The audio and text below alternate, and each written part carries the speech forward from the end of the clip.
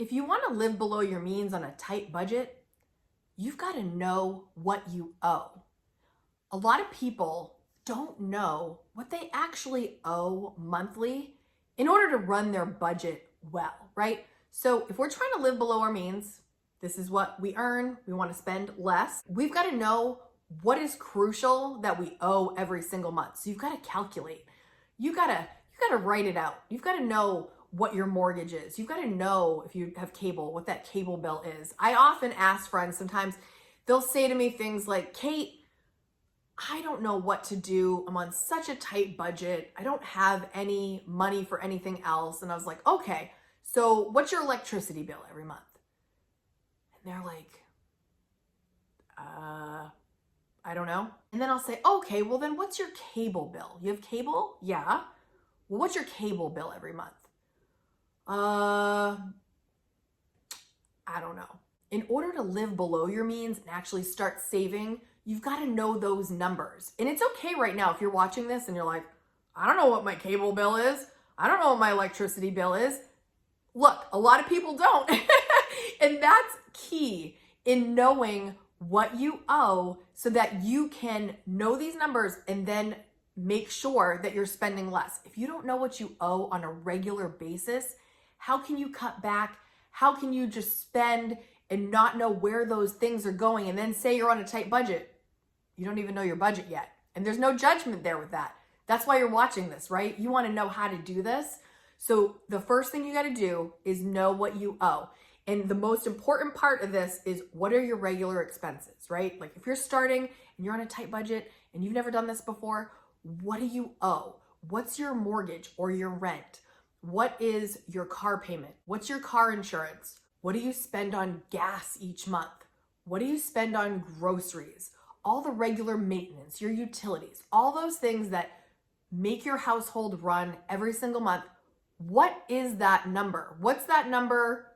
No matter what, like, you know, every month you need $2,500. You need $3,000 just to keep the lights on, just to get to your job. What's that number? It's important to know this. Make a commitment this week to go through each of those things and know what you owe so you have a starting point. Once you know what you owe, you can move on to budgeting for the real you.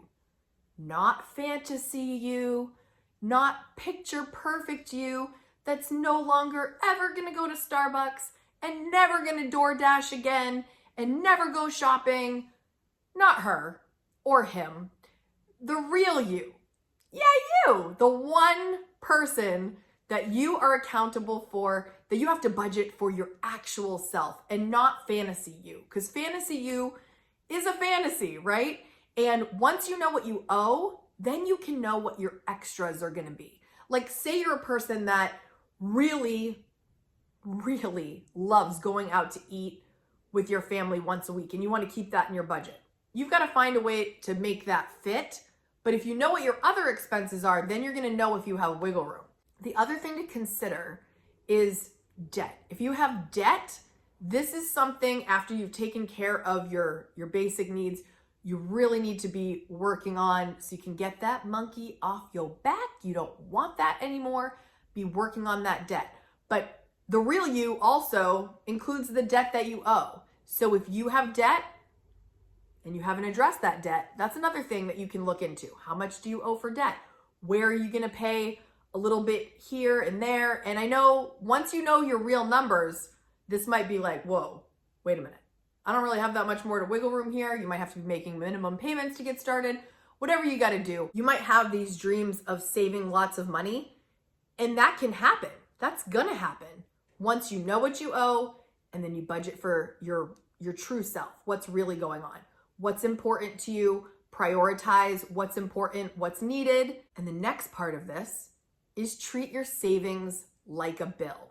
So if you're not into the habit of saving yet, turn it into a bill. Add it to your bill list, okay? Now, first, you might have not much. Now, and again, if this is like beginner for you and you've never done this before, this might all be relative, right? But as you progress and so say at first, right? Maybe you're just spending the same. Maybe you're even above your means at first, right?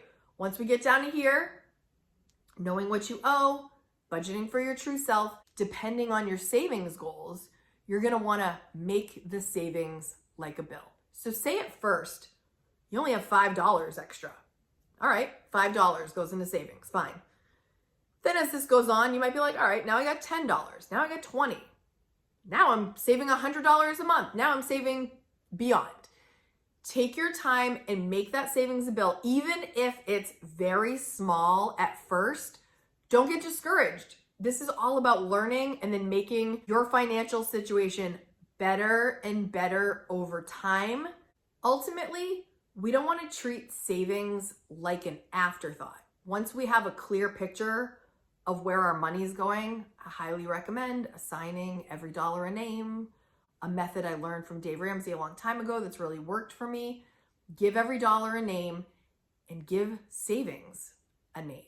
Don't just leave it to chance and hope you have what's left over. Make sure you're planning for it. Once you get better at this, plan for that savings, make it like a bill so it's a non-negotiable. You are gonna save this amount every single time. Start small, add more as you go. It's like magic. Another way to live below your means when you live on a tight budget is to master your triggers. We're all human and we all have those things that when we are in this situation, for example, or we have exposure to a certain thing, we might spend more than we need to, more than we want to, more than we have, period, right? So if one of your triggers is Amazon, for example, take that app off your phone for a little bit and get it out of your sight. If you're a person that you love to go out with your friends for a drink, and then the next thing you know, you're 5 deep and you've just racked up this booze bill, maybe either set a limit or don't put yourself in that position for a little bit until conditions improve. Like if you're in debt, this might not be the best idea, right? If you're a person that loves to go physically shopping and you walk into a mall and you get that feeling of, like you love being in the mall and you love to physically shop and you love to go rummage through the things and buy all the things, don't go to the mall for a bit. Master your triggers. And it might not be that. Maybe it's going out to eat. Maybe it's having your food delivered. Maybe it's over grocery shopping. There's like a lot of things that you can do based on the situation. Say you're an over grocery shopper. You can start doing grocery pickup. You can, make sure you have a list before and you have like a person in your family like, this is all I'm getting. Help me stick with this list. There's just so many ways to master your triggers and work around it so that you don't overspend. Nobody wants to overspend in an area that they know is like a sore spot. Like, like that's your weakness. That's where you're going to spend. So the way you can do that is make a plan ahead of time, adjust either your schedule, adjust the way you approach it, and know like this is a downslide for me. I know if I do this, there's a big chance I'm going to do this. Cut it off at the source, come up with an alternate plan. You can do this. We don't have to keep repeating the same bad habits over and over again. We can stop it in its tracks if we can identify it. Next is refuse to settle. Don't settle for a mediocre, spendy, debt-filled life ever. There might be times where you start to feel hopeless and you might think like, well, I'm already $2,000 in debt. Why not 3? I'm already $20,000 in debt. Why not 50? Don't do that, guys. Don't throw in the towel when things get hard. It's hard. It can be very hard. But refuse to settle for a life that's going to stress you out. You've got to be watching these kinds of videos, right? You've got to be taking the steps. You've got to really take initiative and not succumb to, well, this is just the way life is now. It doesn't have to be like that. I am here to cheer you on and support you in any ways that I can. I have tons of playlists and tons of tips to help you with your finances. I hope that you click through on the ones that are the most interesting and don't give up. Do not settle for less than what you deserve. And I know I don't use that term lightly, People are like, I deserve nice vacations. I deserve nice clothes. We all deserve the best of the best, okay? But it doesn't mean it's in the budget right now. But as a person that I love and adore watching this channel, I don't want you to suffer and settle and think like I can't do better, because you can. You can, and this community is here to help you. Quick recap. Know what you owe, budget for the real you, make savings a bill, master your triggers, and finally refuse to settle. If you got value out of this video, type in the comments, never settle. I hope you got your weekly dose of frugal inspiration. I'm here every single Friday with a new video. If you enjoyed this one, I'm gonna leave another video for you right here to watch next. Thank you so much for watching. I'll see you next week.